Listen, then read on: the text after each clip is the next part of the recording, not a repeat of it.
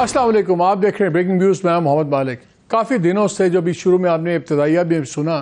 نواز شریف صاحب کا ایک بیان ہے جس کے بعد پورے ملک میں کھلبلی سی مچ گئی اور لوگوں نے یہ دو انداز اس پہ بحثیں شروع ہو گئیں۔ ایک تو یہ ہے کہ جی بہت اوور کانفیڈنٹ ہو گئی ہے پی ایم ایل این موجودہ سیاسی حالات سے کہ اب جو اگلا الیکشن ہے وہ ان کا ہے اور اگلی جو گورنمنٹ بنے گی، بھلے کولیشن گورنمنٹ بنے، اس کو lead P M L N کرے گی، اور اگر پی ایم ایل این کرے گی تو آبویس کینڈیڈیٹ نواز شریف صاحب ہیں۔ اور جب انہوں نے بیان دیا یہ تو سب نے کہا کہ اب یہ نواز شریف صاحب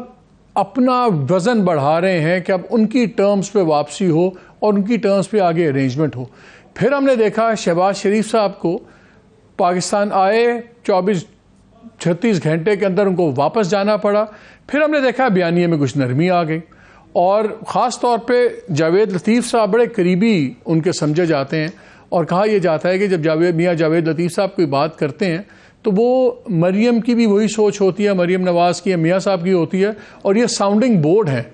یہ جو بات کرتے ہیں اسے ریاکشن گیج کر کے بھی شاید پالیسی پہ بڑا دیکھا جاتا ہے۔ انہوں نے جب ملاقات کی نواز شریف صاحب سے تو انہوں نے باہر، جب ان کے آفس کے باہر حسن نواز کے میڈیا سے بات کی پہلی دفعہ تو وہی سخت رویہ اپنایا۔ پھر آج جب انہوں نے پریسر ایک کیا تو اس میں ٹوٹلی ہم نے ایک اور بیانیہ اس کے مطابق سنا، جس کے مطابق انہوں نے کہا کہ ہمیں تو کوئی بات ہی نہیں ہے، اگر لوگ سمجھتے ہیں کہ جھگڑا یا کچھ ہے تو پھر ہم اس میں نہیں پڑتے، مگر جو 9 مئی والی چیزیں ہیں ان کے تو فیصلے ہونے چاہیے۔ 2-3 سوال اٹھتے ہیں۔ پہلا تو یہ کہ یہ جو لیٹسٹ بات کی ہے میاں جاوید لطیف صاحب نے، کیا یہ نواز شریف صاحب کی طرف سے ایک سارٹ آف کوئڈ پرو کو آفر کیا گیا ہے پاورز دیٹ بی کو کہ ٹھیک ہے ہم وہ بات سے ہٹ جاتے ہیں، مگر اس کی شرط یہ ہے کہ جو اس وقت عمران خان اور ان کی پارٹی اور جو 9 مئی کے بعد جو سلسلہ چل رہا ہے اس میں نرمی نہیں آنی چاہیے، اور اگر آپ سمجھتے ہیں کہ ہم پرانی اسٹیبلشمنٹ یا پرانے لوگوں کی بات نہ کریں تو پھر کم از کم اس کا کوئڈ پرو کو یہ ہوگا۔ یہ بیانیہ ہے کیا؟ کیونکہ جو ناقدین ہے پی ایم ایل این کے وہ یہ کہتے ہیں کہ جو 15-16 ماہ کی گورنمنٹ گزری پی ڈی ایم کی، اس کی معاشی جو پرفارمنس تھی وہ اتنی بری تھی کہ معیشت کے اوپر بات نہیں ہو سکتی، اس پر کوئی کریڈٹ نہیں لیا جا سکتا۔ اور ایک بیانیہ جو خالی پڑا ہوا ہے اس وقت with Imran Khan out of the picture, اور جو ان کی مصیبتیں ان کی پارٹی کو پڑی ہوئی ہیں، تو شاید وہ ایک پاپولر بیانیہ ہے جس کو لیں، مگر اگر وہ بیانیہ یہ قابو کرنے کی کوشش کرتے ہیں تو پھر ان کی کانفرنٹریشن ہوتی ہے اسٹیبلشمنٹ کے ساتھ۔ تو کہاں کھڑی ہے پی ایم ایل این اس وقت اور ان کا اصل بیانیہ ہے؟ کیا ہم نے کہا بہتر ہے میاں صاحب سے بات کر لیں؟ تو ہمارے پہلے پروگرام کے پہلے حصے میں ہمارے ساتھ موجود ہیں میاں Javed Latif Sahib, senior leader, former federal minister, senior leader. السلام علیکم میاں صاحب۔ جی وعلیکم السلام۔ میاں صاحب بیانیہ ہے کیا؟ کیا پہلا جو بیان اتنا سخت آیا اور اس کے بعد ہم نے دیکھا شہباز شریف کی آنیاں جانیاں ہم نے دیکھی، آئے گئے یہاں پہ پاکستان میں، آپ کو پتہ نا پہ سینہ گزٹ بڑا سٹرونگ ہے، اس میں چل پڑا کہ جی اب وہ جا کے ان کو کہا گیا کہ مت کریں، کانفرنٹریشن آپ کر رہے ہیں تو مت کریں، تو آگے کی بات کریں۔ آپ کا جو آج کا بیان ہے اس نے ایک بحث چھیڑ دی ہے کہ کیا پرانے بیان سے میاں صاحب تب ہٹیں گے اگر یہ گارنٹی ہوگی کہ جی جو نیا سلسلہ چلا ہوا ہے اس میں کوئی نرمی نہیں برتی جائے گی؟ شکریہ محمد مالک صاحب۔ گزارش اتنی ہے، آپ کا میرا بڑا پرانا تعلق ہے، آپ سمجھتے ہیں کہ میں کبھی لگی لپٹی سے بات نہیں کرتا، میں سیدھی بات کروں گا آپ کے سامنے، اور پہلے بھی کرتا ہوں۔ میں ذمہ داری سے یہ بات کہنے لگا ہوں کہ شہباز شریف صاحب نہ کسی کا پیغام لے کر گئے اور نہ ہی کوئی پیغام انہوں نے وہاں جا کے دیا، ایک بات۔ اور دوسرا جو آپ کہتے ہیں کہ 36 گھنٹے میں وہ واپس چلے گئے، جس دن نواز شریف صاحب نے گفتگو کی تھی پیر کے روز، منڈے کے روز پنجاب کونسل کے اجلاس سے، اس دن شہباز شریف صاحب لندن میں ہی موجود تھے اور ان کی موجودگی میں ہی یہ گفتگو ہوئی تھی۔ اگر کوئی ان کو اعتراض ہوتا یا کوئی ایسی بات ہوتی تو یقیناً وہ اپنی رائے اس وقت وہیں دے سکتے تھے۔ سو میں کہنا یہ چاہتا ہوں کہ قطعاً ایسی بات نہیں ہے جو آپ نے خود کہا کہ سینہ گزٹ یہاں باتیں جو ہو رہی ہیں۔ اب آ جائیں، جو آپ بات فرما رہے ہیں کہ پہلے دن گفتگو کچھ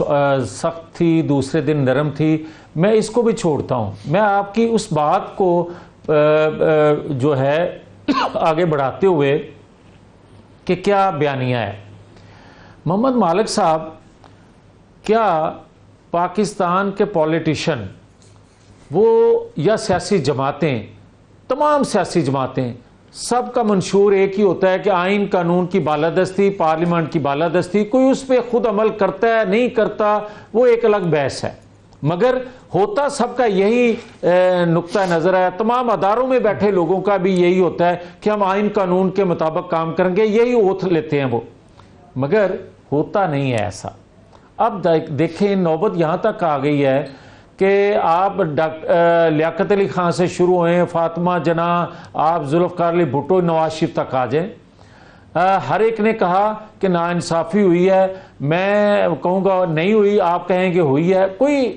جو بھی اس کو کہہ دے۔ اب دیکھیں کہ انصاف فراہم کرنے والا جو ادارہ ہے، کیا بندیال صاحب کے ہوتے ہوئے اس میں تقسیم نہیں تھی؟ اوپن تقسیم تھی، اور کیا اس پہ تنقید اندر سے، ادارے کے اندر سے بھی ہوتی تھی؟ اور پھر یہ بھی مالک صاحب آپ کے علم میں ہے کہ 3 یا 4 لوگوں نے آئین قانون کے مطابق انصاف کے تقاضے پورے کرتے ہوئے ایک ججمنٹ دی، اور ایک ججمنٹ دینے والے کو کہا گیا کہ اس کے خلاف ریفرنس دائر کر دیا جائے۔ بھائی مجھے یہ بتائیں کہ ہم تنقید تو کرتے ہیں انصاف فراہم کرنے والے لوگوں کے خلاف کہ آپ آئین قانون کے مطابق یا عدل نہیں کرتے، تو جو کرتے ہیں ان کے پیچھے بھی قوم نہیں کھڑی ہوگی تو کل کو کون اپنی گردن پیش کرے گا؟ نمبر 1، 9-10 مئی کو جو کچھ ہوا ہے، مجھے یہ بتائیں پاکستان کی ہسٹری میں ایسا کبھی ہوا ہے؟ پاکستان کی ہسٹری میں کبھی ایسا ہوا ہے خدا نہ خواستہ کہ ایک طاقتور ادارہ جو ہے اس میں بغاوت، میں بغاوت کا لفظ استعمال کر رہا ہوں، اس میں، اور 2017 کا جو پاکستان کا بیڑا غرق کرنے کے لیے منصوبہ بندی کی گئی تھی، جو آج بھگت رہی ہے پاکستانی قوم، اس سے آئندہ بچا جا سکے، یہ ہے اصل چیز۔ تو اگر آپ کی گورنمنٹ بنتی ہے، الیکشن ہوتے ہیں، آپ الیکشن جیتتے ہیں، الیکشن کے بعد اگر پی ایم ایل این کا پرائم منسٹر آتا ہے، جو بھی ہو آپ کی پارٹی سے، اور آپ الیکشن جیت جاتے ہیں، تو ایک ان میں سے کیریکٹرز جو سے ہیں وہ تو بھی بالکل سروس میں ہیں، وہ ہے جسٹس اعجاز الحسن۔ تو اگر آپ کی گورنمنٹ بنتی ہے پی ایم ایل این کی اور وزیر اعظم آپ کا ہوتا ہے، تو کیا پھر آپ اعجاز الحسن کے خلاف جسٹس کے ریفرنس موو کریں گے؟ شکریہ محمد مالک صاحب۔ محمد مالک صاحب، آپ نے یہ فرمایا کہ آپ کی جماعت الیکشن جیتی ہے تو کوئی بھی بنتا ہے، میں یہ کلیئر کرتا جاؤں کہ خدا کے فضل و کرم سے میں جو گلی کوچوں میں اور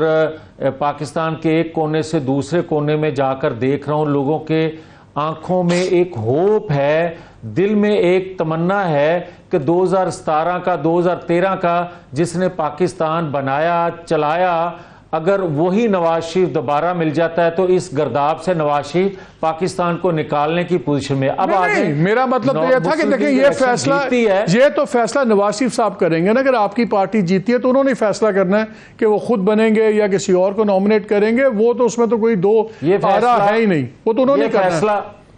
محمد مالک صاحب یہ فیصلہ جماعت بھی کر چکی ہے، اور نواز شریف کے نام پہ قوم نے ہمیں ووٹ دینا ہے، اور نواز شریف تو اگر نواز شریف صاحب کا بیانیہ کلیئر ہے، اگر وہ وزیر اعظم بنتے ہیں تو کیا وہ جسٹس اعجاز الحسن کے خلاف ریفرنس فائل کریں گے؟ یہی ایک طریقہ اکاؤنٹیبلٹی کا۔ ہاں، اب آ جائیں اس پہ، محمد مالک صاحب، پاکستان کے تمام اداروں میں خود احتسابی کا ایک طریقہ کار موجود ہے۔ اگر ہم اس تنازع میں، اس بحث میں نہ بھی پڑیں تو ہر ادارے کے اندر خود احتسابی کا جو طریقہ کار موجود ہے، محمد مالک صاحب بدقسمتی سے جو اس قانون، آئین یا طریقہ کار سے ماورا کوئی کام کرتا ہے، وہ اتنا طاقتور بااثر ہو جاتا ہے کہ وہ اس ادارے کا جو طریقہ کار احتساب کا ہوتا ہے اس پہ اتنا با اثر ہوتا ہے، اثر انداز ہو جاتا ہے کہ اس کا احتساب ممکن اس ادارے میں نہیں رہتا۔ ہماری یہ خواہش، کوشش ہے کہ پاکستان کو چلانے کے لیے کہ اس کو کوشش کی جائے کہ ان اداروں کے اندر خود احتسابی کا جو طریقہ کار ہے وہ عمل میں آ سکے تاکہ اس ادارے پہ لوگوں کی انگلیاں نہ اٹھ سکیں اور ریاست جو ہے وہ ترقی کے سفر پہ اس ٹریک پہ چل سکے. اتر جاتے ہیں. میرا سوال بڑا سمپل ہے. فوج کے اندر ایک خود نظام ہے, کسی بھی جج کے خلاف کرنے کا ایک طریقہ یہی ہے کہ جو جوڈیشل کاؤنسل ہے اس کے پاس ریفرنس جاتا ہے, جیسے فائز عیسیٰ صاحب کے پاس ریفرنس کے خلاف ریفرنس گیا اور وہ سپریم کورٹ کے جوڈیشل کاؤنسل نے سنا. وہ اور بات ہے کہ عمران خان کہتے ہیں مجھے کسی نے کہا, دوسرے کہتے ہیں ہم نے نہیں کہا, وہ علیحدہ بات ہے, لیکن راستہ بڑا ایک ہی ہے کہ ریفرنس جانا ہوگا. بات بڑی سمپل ہے. کیا آپ لوگ, اگر آپ کہتے ہیں کہ اکاؤنٹیبلٹی ہونی چاہیے, اعلیٰ کار ہیں, سب کچھ ہیں, چلیں دوسروں کے پاس تو شاید آپ کا طریقہ کار, آپ کے پاس فیسلٹی نہ ہو, یہاں تو بڑی سمپل چیز ہے کہ پرائم منسٹر ریفرنس دے اور پھر سپریم کورٹ کی جوڈیشل کاؤنسل اس کو ان کی سن لے گی. تو کیا آپ ریفرنس موو کریں گے کہ نہیں کریں گے؟ محمد مالک صاحب, جو آپ نے فرمایا ہے کہ ایک ادارے میں خود احتسابی کا طریقہ کار موجود ہے, میں بصد احترام یہ عرض کروں گا کہ ریاست کے تمام اداروں میں خود احتسابی کا طریقہ کار موجود ہے. وہ الگ بات ہے کہ طاقتور کو ہم زیادہ قریب سے دیکھتے ہیں یا اس کے بارے میں زیادہ جانتے ہیں, مگر چھوٹے ادارے جو ہوتے ہیں, چھوٹے اپنا رینک کے جو لوگ ہوتے ہیں, ان کے متعلق ذرا ہم کم سوچتے ہیں یا کم علم رکھتے ہیں. جو آپ فرما رہے ہیں کہ عدل کے نظام کے حوالے سے ہماری خواہش کوشش یہی ہونی چاہیے اور ہوگی, اور تمام پولیٹیکل فورسز جو ہیں جو اس پہ بلیو کرتی ہیں, ان کا پہلی پرائورٹی یہ ہوتی ہے کہ خود احتسابی کا جو طریقہ کار اس ادارے کے اندر موجود ہے وہ خود سے اس پہ عمل کریں. جہاں تک سوال آپ کا ہے کہ اگر نہیں کوئی کرتا تو یقیناً اس کے لیے پھر حکومت وقت جو ہوتی ہے اس کے ذمہ داری ہوتی ہے. کوئی بھی حکومت وقت ہو, کسی بھی جماعت سے تعلق رکھنے والے لوگ اقتدار پہ ہوں, ان کا فرض بنتا ہے کہ, اور دیکھیں انصاف جو ادارے دیتے ہیں کم از کم وہ آپ کی زندگی کے فیصلے کرتے ہیں. آپ کے جس طرح ابھی آپ نے اگر میں آپ کی بات, میاں صاحب اگر میں آپ کی بات سمجھاؤں تو یہ ہے کہ شاید سوچ آپ کی ہے لیکن ابھی آپ لوگوں نے اس پہ فیصلہ نہیں کیا, لیکن کیا یہ ڈسکس ہوا ہے؟ لیکن جو آپ پوچھنا چاہ رہے ہیں نا, میں یہ جو اسمبلی کا لاسٹ سیشن تھا میں نے اس پہ بھی بات کی تھی محمد مالک صاحب کہ اتفاق سے ایک طاقتور ادارے کا جو ہیڈ ہے بنا ہے, اس کی سوچ اس کا ماضی بتا رہا ہے, اور آنے والے وقتوں میں انصاف فراہم کرنے والا جو ادارہ ہے اس کا جو سربراہ بننے والا ہے, جو کہ آج بن چکا ہے. تو تیسرا ادارہ ہے پارلیمنٹ جس میں کھڑا ہو کے میں اب گفتگو کر رہا ہوں. اس کا بھی فیوچر میں نظر آ رہا ہے کہ پاکستانی قوم جو ہے اس ادارے کا سربراہ نواز شریف کو بنانے جا رہی ہے. اب یہ ایک ٹرائکا اگر, اور ان کا سب کا ماضی ایک جیسا ہے اور بتاتا ہے کہ سارے اپنے حدود و قیود میں رہتے ہوئے آئین قانون پر عمل کرنے والے لوگ ہیں, تو میں یہ سمجھتا ہوں کہ ان کے ہوتے ہوئے شاید کسی دوسرے کو ضرورت نہ پڑے, کیونکہ ہر ادارے کا سربراہ جو ہے اس کا کوئی ذاتی ایجنڈا ہے نہیں کہ میں کوئی 20 سال رہوں, میں کوئی 6 سال رہوں. ہر ایک کا ایجنڈا یہ ہے کہ اب میں جو پیریڈ مجھے آئین قانون نے دیا ہے اس کے مطابق میاں صاحب آپ کی بات سے اس پاکستان کو, آپ کی بات سے مجھے لگ رہا ہے آپ نے جو اس دن پہلے آپ نے بات کی کہ شہباز شریف صاحب وہیں تھے, یقیناً وہیں تھے, اسی لیے تو زیادہ سوال اٹھے تھے کہ وہاں سے اچانک اٹھے پاکستان آئے اور پھر ایک دن کے بعد واپس آ گئے. اتنی ایمرجنسی کون سی تھی, کیا تھی, انلیس کہ اس بیان کے بعد صورتحال کوئی خراب ہوئی ہو. اور اب ہم سن یہ رہے ہیں کہ یہ آپ لوگوں نے بڑی تسلی دی ہے, طے پا گیا ہے کہ کوئی بھی, جس کو انگریزی میں کہتے ہیں we will not rock the boat, اور جیسے ہے ویسے ہی چلے گا, اور چلیں ٹھیک ہے ہم کوئی راکنگ آف دا بوٹ نہیں کرتے اور چیزیں آگے چلیں گی. تو کیا اب یہ فیصلہ ہو گیا ہے کہ بس چلو جی مٹی پاؤ, جو چودھری شجاعت کہتے تھے ہر بات ہے مٹی پاؤ, کہ اے فیصلہ ہو گیا مٹی پاؤ آگے چلو؟ نہیں محمد مالک صاحب, آپ نے بڑی اچھی بات کی ہے کہ کیا یہ طے ہو گیا ہے کہ جیسے چل رہا ہے، آپ نے لفظ بولا جیسے چل رہا ہے، اب جیسے کو آپ موجودہ جو حالات ہیں، جو وقت ہیں، اس کو دیکھ کے آپ کہہ رہے ہیں تو ٹھیک کہہ رہے ہیں آپ، اس لیے کہ میں آپ کو کہہ چکا ہوں کہ ایک انصاف فراہم کرنے والے کا سربراہ بھی اس کا ماضی بتا رہا ہے، طاقتور ادارے کا سربراہ جو ہے اس کا بھی ماضی بتا رہا ہے، حال بھی بتا رہا ہے، اب تیسرے ادارے کا سربراہ بننے والا ہے جنوری میں، اس کا ماضی بھی گواہ ہے۔ اگر تینوں آئین قانون کے مطابق چلتے ہیں تو مجھے یا محمد مالک صاحب کو تو دوسری بات کرنے کی ضرورت نہیں ہے، اس لیے کہ ہماری کسی سے لڑائی یار تھوڑی ہے، ہماری ایک اصولی ایک موقف ہے کہ بھائی آئین قانون کے مطابق حدود و قیود میں ادارے کام کریں تو پاکستان ترقی کر سکتا ہے، یہی بیانیہ ہے، یہی فلسفہ ہے نواز شریف کا، جس کو بار اور دیکھیں میں بیانیہ پتہ نہیں لوگ کس کو کیا کہہ دیتے ہیں، بیانیہ ہے کیا؟ بیانیے کو آپ کہتے ہیں ترجیحات، آپ کی ترجیحات کیا ہیں؟ ہماری ترجیحات یقیناً وہ ہوتی ہیں کہ آپ فوری ریلیف کے لیے کیا اقدامات کرتے ہیں، ایک ہوتی ہے لانگ ٹرم پلاننگ، ہم فوری ریلیف کے لیے یہ سمجھتے ہیں کہ جو تینوں اداروں کے سربراہ ہیں وہ کیونکہ آئین قانون پر میاں صاحب اس لیے اصل میں ہوا اس لیے تھا، آپ کی بات سے میں بالکل ایگری کرتا ہوں، ہوا یہ کہ اتنی طویل خاموشی کے بعد جب نواز شریف صاحب پہلی باری بولے تو وہ بڑے وہ اینگری ینگ مین والی باتیں انہوں نے کی نا، وہی پرانی باتیں، یہ ان کے ساتھ یہ ہونا چاہیے، اس دن اکانومی کی باتیں نہیں چلی، کوئی ایسی بات نہیں چلی کہ ہم کیا کریں گے، پیٹرول کا کیا کریں گے، بجلی کا کیا کریں گے، انہوں نے بتایا کہ یہ 3 جرنیلوں کے ساتھ کیا کریں گے، 3 ججوں کے ساتھ کیا کریں گے، تو لوگوں نے کہا یہ تو وہیں سے سلسلہ ٹوٹا ہے جہاں پہ وہ جڑا ہے، جہاں سے ٹوٹا تھا۔ اچھا پھر اس کا محمد مالک صاحب یہ اگر دور تک بات جائے گی نا 2014 تک تو تسلسل ایک ہی ہے، پھر آپ کو اس سے میں آگے اور کچھ نہیں کہہ سکتا کہ جو آپ سوال بار بار کریتے ہیں، پوچھنا چاہتے ہیں، تو 9-10 مئی کے جو سہولت کار ہیں یا انصاف کہ آگے رکاوٹ بننے والے یا جسٹس شوکت صدیقی کو گھر بھیجنے والے، ریفرنس دائر کرنے والے، اور تیسرے جسٹس کو یہ کہنے والے، فیصلہ دینے والے سیٹھ وقار کے متعلق یہ کہنے والے کہ اس کا دماغی توازن چیک کروایا جائے، آپ دیکھ لیں ایک ہی سوچ ہے،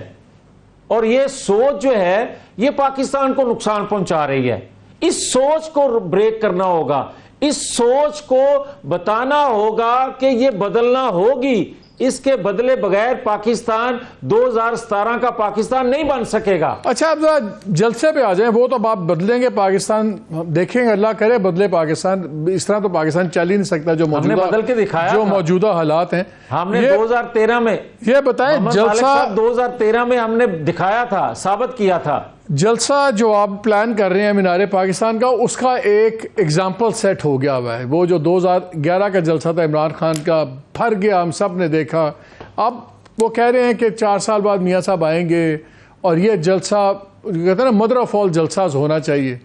کیا نمبر ایکسپیکٹ کر رہے ہیں کہ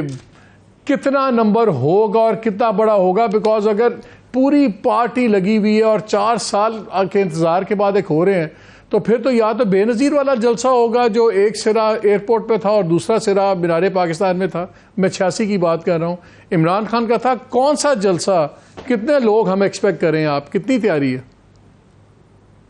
محمد مالک صاحب یہ بات جب ہم نے نواز شریف صاحب سے کہی، کیونکہ میری کافی طویل اور مختصر ملاقاتیں ہوئی ہیں، کافی دن میں ان سے ملتا رہا، بے شمار ہر ایشو پہ، ہر جو آپ بات کر رہے ہیں کہ 2 وقت کی روٹی یا کتنے تعداد ہوگی یا کیسا استقبال ہوگا، تو اس پہ نواز شریف صاحب نے کہا کہ میں تو چاہتا ہوں کہ ایک بندہ جو ہے میرے استقبال کے لیے ایئرپورٹ نہ آئے، اس کی وجہ وہ کہتے ہیں کہ میں کوئی جشن کے لیے جا رہا ہوں, کوئی جشن منا رہے ہیں آپ, کوئی ڈھول کی تھاپ پہ آپ رقص کریں گے, کوئی فتح کر کے چیز ہم جا رہے ہیں, بڑا خوشحال پاکستان جو ہے وہ بن گیا ہے تو میں بھی اس میں رہنے کے لیے جا رہا ہوں. او بھائی میں تو اس پاکستان میں جا رہا ہوں جہاں 7.5 کروڑ لوگوں کو روٹی 2 وقت کی کھانے کے لالے پڑے ہوئے ہیں, 9.5 بجلی کے بل دینے کی پوزیشن میں نہیں لوگ رہ گئے. تو اس میں انہوں نے یہ کہا کہ بھائی میرے استقبال کے لیے نہ آئیں, مینار پاکستان ایک تجدید عہد ہم کریں گے, مینار پاکستان کے سائے تلے ایک مایوس پریشان قوم کو اکٹھا کر کے کہ بھائی ہم آج بھی اگر مل جائیں تمام شعبہ, لیکن آپ جانتے ہیں نا, آپ میاں صاحب آپ تو سیاستدان آدمی, آپ خود ساری زندگی اسی کام میں ہیں, یہ آپ کو پتا ہے کہ 2011 کے اگر جلسے سے آپ کا جلسہ چھوٹا ہوا تو اس کا کتنا نیگیٹو امپیکٹ ہوگا. بھلے جو مرضی آپ تجدید کرنے آئیں یا فلسفہ بیان کریں, آپ کو پتا ہے لوگوں نے دیکھنا یہی ہے کہ جلسہ کتنا بڑا سی, اس سے بڑا ہوگا. ویسے بات سن لیں, جو بدقسمتی سے یہ کبھی ٹرینڈ سیٹ نہ ہوتا, نہ کوئی فگر اس طرح کی کوئی بولتا, اگر ہم بھاٹی چوک میں جلسے کی بجائے اسی جلسے کو مینار پاکستان لے جاتے,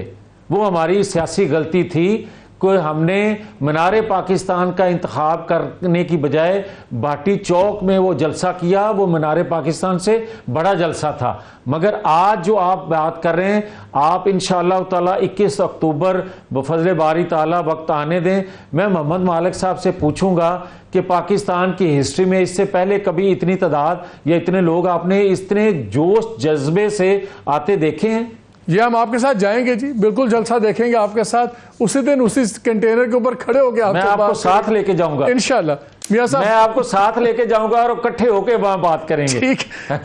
میاں صاحب بہت شکریہ ہمارے سے بات کرنے کا. ناظرین ہم چھوٹی سی بریک لیں گے, لیکن بریک پہ جانے سے پہلے میں ٹوٹلی ایک ان ریلیٹڈ چیز پہ بات ضرور کرنا چاہتا ہوں. آج چیف جسٹس آف پاکستان قاضی فائز عیسیٰ صاحب نے ایک فیصلہ دیا. ایک بچی تھی جس کا جائیداد تھی ان کے والد کی, مرحوم والد کی, اور ان کے چچا نے ان پہ مقدمہ کیا ہوا تھا, اور کافی سالوں سے کافی خوار جیسے جائیداد کے تنازع ہوتے ہیں, اور اس پہ جو کامنٹس دیے فائز عیسیٰ صاحب نے اور جو فیصلہ دیا وہ بچی کے ہی حق میں دیا. اور ان کا ہمارے ملک میں ریت بن گئی ہے کہ بچیوں کی جائیدادیں ہڑپ کی جاتی ہیں, کبھی کوئی بھائی ان کو ستیلی بہن بنا دیں گے, دوسرے ان کو اور باتیں کریں گے. اور میرا خیال ہے کہ یہ جو فیصلہ ہوا ہے یہ ایک زبردست فیصلہ ہے, اینڈ آئی ہوپ کہ یہ لوور کورٹس میں بھی ہونا چاہیے. یہ I just had to say thank you to the Chief Justice. ابھی ہم بریک لیں گے اور بریک کے بعد ہم بات کریں گے کچھ اکانومی کے اوپر, اور عارف حبیب صاحب ہمارے ساتھ ہوں گے. See you in a little while.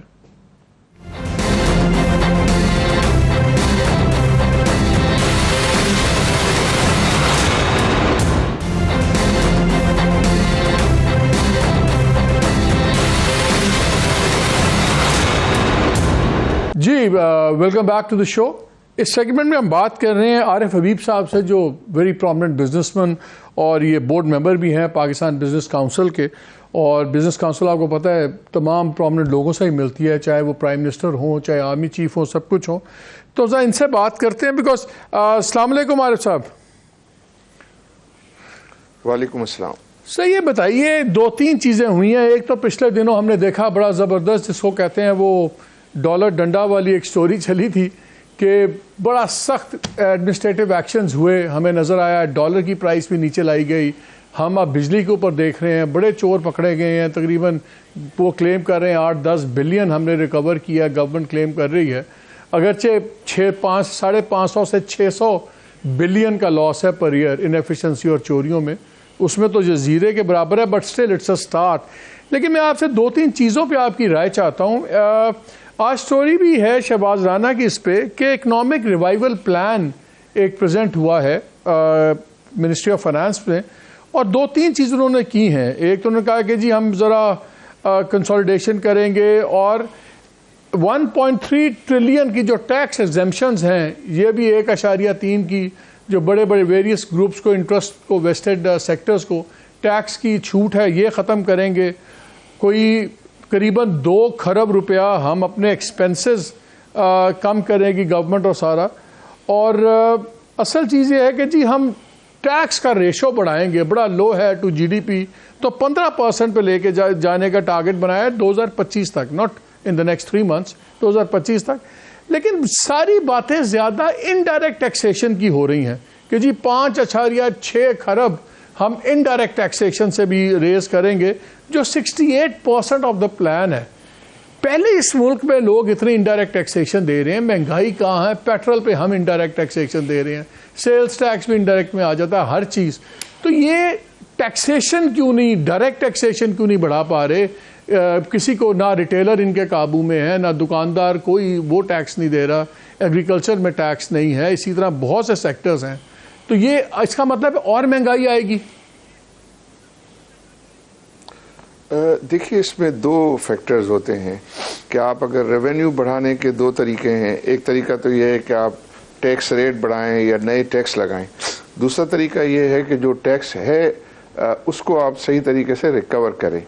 ہمارے یہاں پرابلم ہے, دونوں ہی ہیں, کہ ہمارے یہاں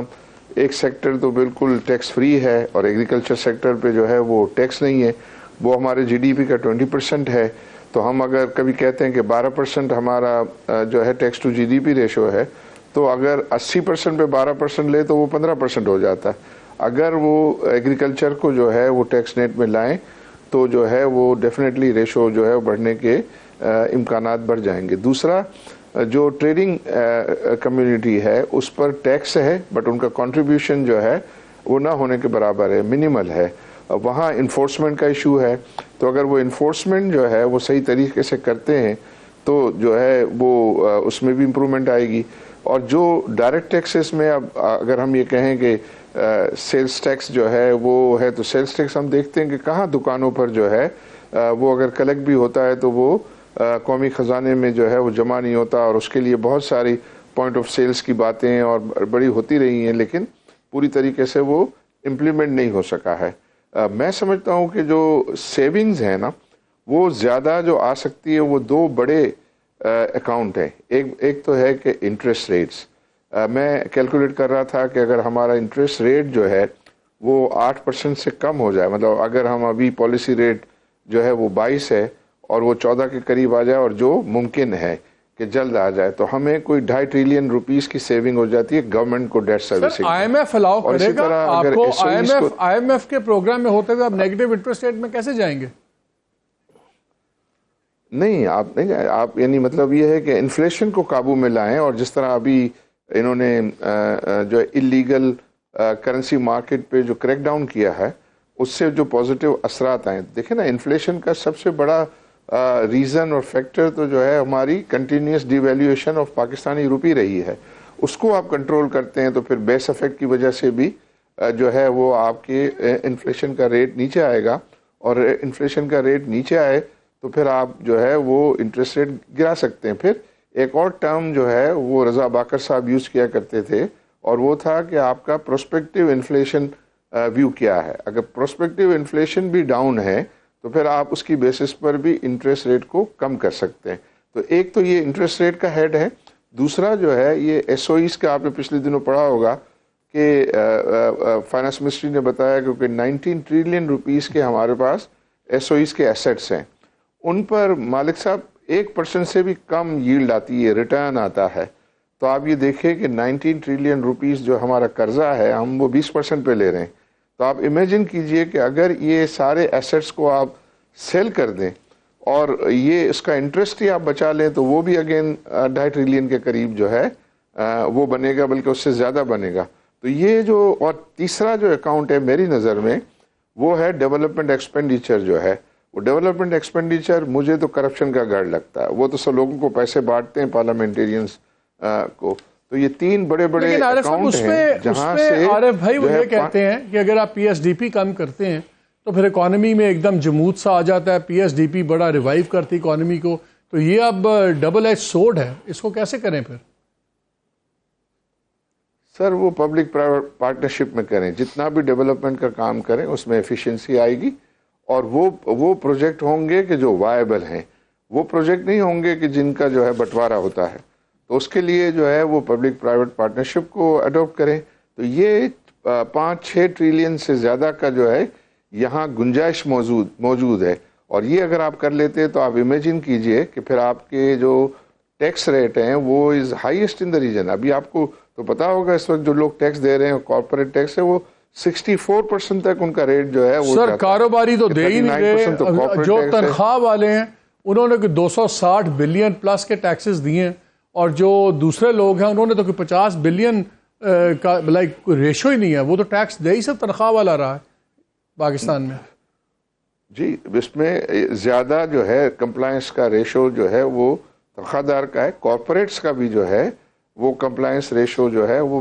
کافی اچھا ہے, لیکن یہ ٹریڈرز وغیرہ اور ان کے لیے جو ہے وہ اس میں کوشچن مارکس ہیں. وہ اسماعیل مفتاح نے لگایا تھا نا 100 روپیہ روز, اسی پہ فارغ ہو گئے تھے, ان کی اپنی پارٹی نے ان کو نکال دیا. مجھے ایک چیز بتائیے, مجھے آپ کا اگست کا یاد ہے, آپ ایک سیمینار میں تقریر کر رہے تھے, اور آئی تھنک آپ کے حبیب پبلک اسکول کے المنائی ایسوسی ایشن میں, تو بڑا تب باتیں چیتیں ہوئی تھی آپ کی اس تقریر کے اوپر. آپ نے کہا کہ یہ ہائیبرڈ ماڈل ہی پاکستان میں چل سکتا ہے. ابھی بھی اسی پہ قائم ہے آپ کے نزدیک؟ ہائیبرڈ ماڈل ہی ہمیں نظر آئے گا کچھ ہوتا ہے؟ بیکاز ہم نے دیکھا ہے یہ ڈالر کے اندر کنٹرول میں ہائیبرڈ ماڈل چلا, بجلی چوری میں بھی ہم نے ہائیبرڈ ماڈل شاید چل رہا ہے. ابھی بھی آپ قائم ہیں کہ ہائیبرڈ ماڈل ہی سولوشن ہے؟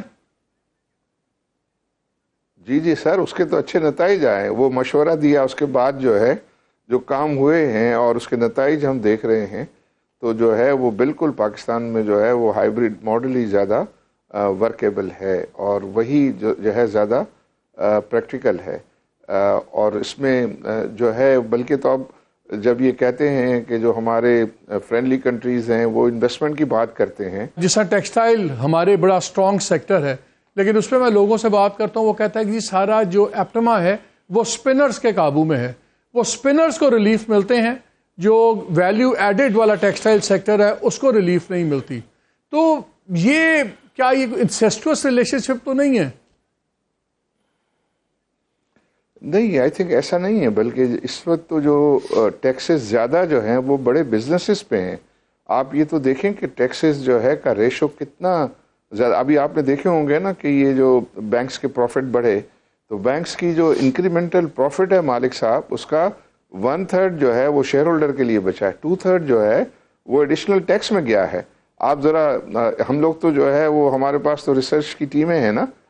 وہ نمبرز آپ سے میں شیئر کروں گا کہ تمام جو کارپوریٹ ہیں اور اسٹاک ایکسچینج پہ لسٹڈ ہیں, اور ان کی کبھی آپ بیلنس شیٹ منگوائیے اور ان سے کہیں کہ بھئی آپ ہمیں بتائیں کہ آپ کا کتنا % جو ہے آف یور ریونیو جو ہے یا ریونیو گروتھ جو ہے وہ انکریمنٹل ٹیکس میں جو ہے وہ گیا ہے. یہ جو بڑے بزنسز ہیں ان کا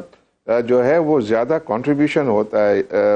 جو ہے امپلائمنٹ کریشن میں, ریونیو جنریشن میں, اور